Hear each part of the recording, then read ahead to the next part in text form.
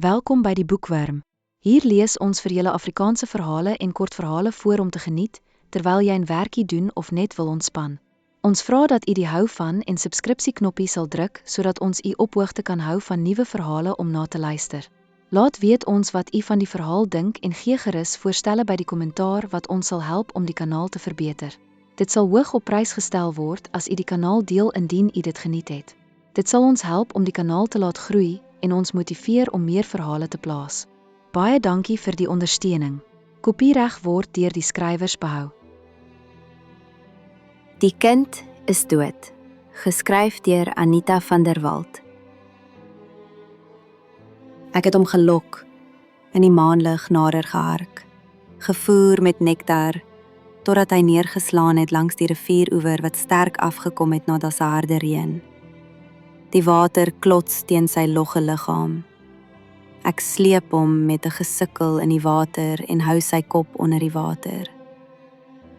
Totdat daar niks meer spartel in sy liggaam oor is nie. Net soos die kind nie meer kon spartel onder sy swaar liggaam nie. Die vroegoggendwyntjie waai koel oor my moe liggaam. Die nag was lank.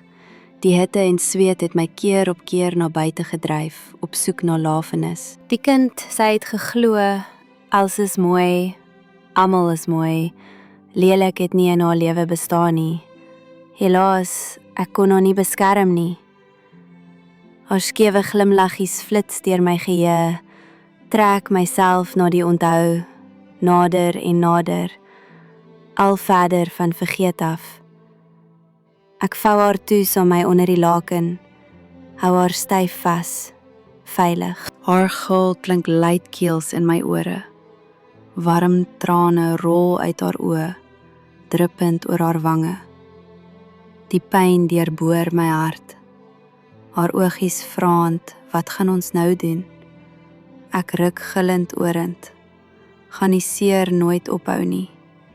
Gaan vergetelheid nooit nes maak in my geheue nie. Angstsweet slaan soos melaats oor my liggaam uit. Haal asem, dis verby. Hoor ek my eie fluisterstem saggies prewel. Die kind in my is dood, maar ek lewe. Die gif van haat is uit my liggaam. Die smerige tastende hande wat die lewe uit my kindwees gewurg het, is nou stil. Vir altyd. Ek het die kind begrawe hier in die bos waar sy gewurg was. Toe die son oor die kim van die nag gluur, klim ek in die bootjie. Die roeispanne begin eers stadig en dan vinnig geroei. Nooit weer sal jy sê vryheid is duur gekoop nie, dink ek terwyl ek wegvaar van die moordhuis. Baie dankie dat jy geluister het hier by Boekwurm.